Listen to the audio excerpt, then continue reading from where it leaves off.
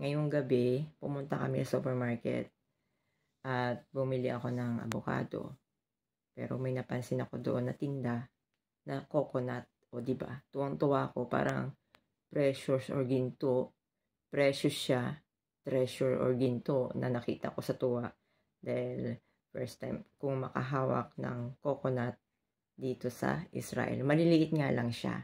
Siya yung parang product of dwarf coconut. Para siyang yung sa coconut na namumunga ng mababa. Pero yung sa mga original na matataas na coconut, malalaki po talaga yon.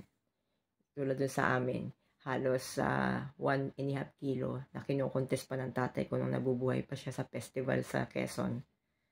Umaabot ng 2 kilos yata yung kinukontes niya na malaking coconut. Yun, maliit lang. Yun. At anyway, bago ko ipakita yan, please click like, subscribe, and click the notification bell para patuloy nyo masubaybayan ang totoong buhay namin dito sa Israel ngayong taong 2025. Shoutout po pala kay Miss Justin Tenorio. Wish ko makita ko siya. O, diba? Wish ko mag-meet kami. Pag off ko. Anyway, panoorin niyo po ito.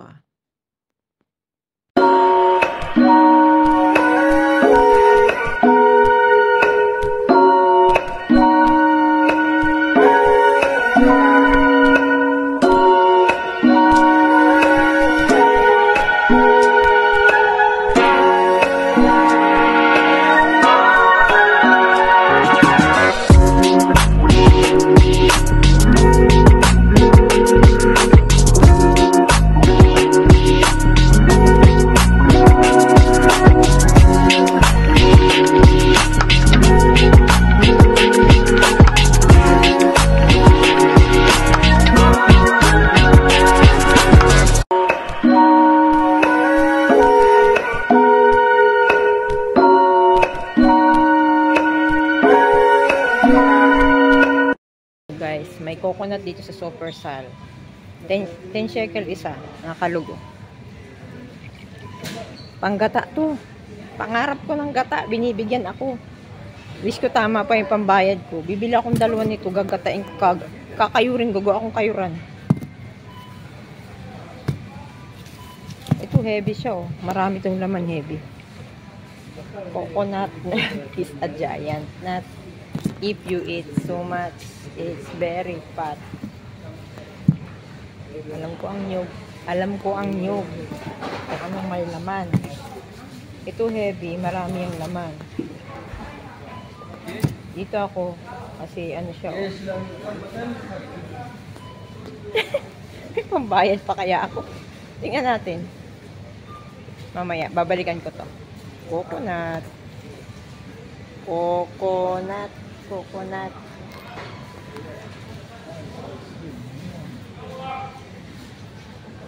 $150 isang peraso sa Israel. Ganun kamahal dito. Malaki ang sahod namin pero mahal ang bili. Kaya huwag kayong assuming na kami mayaman dito. Bye-bye. Wow, sana all may coconut. Bibili ako nito. Gusto ko nito. 9 shekel lang isa. 10 shekel isa. Pwede na yan. Kukudkudin ko. Ooh. Coconut in Supersal. Nakakalug siya. Panggata to. Hindi to makapun.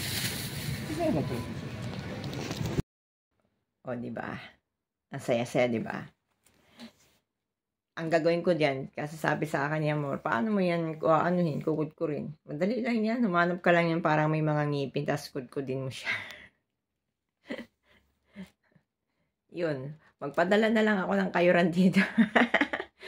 Kano lang yung sa palengke dyan sa atin. 10 pesos. Baka 50 pesos na. Kayuran. Ikakabit na lang doon sa ano. Diba? May kayuran na kami ng coconut. Naggagata kami. Saya. Next time, naisip ko lang yan. Bye-bye. Thank you for watching.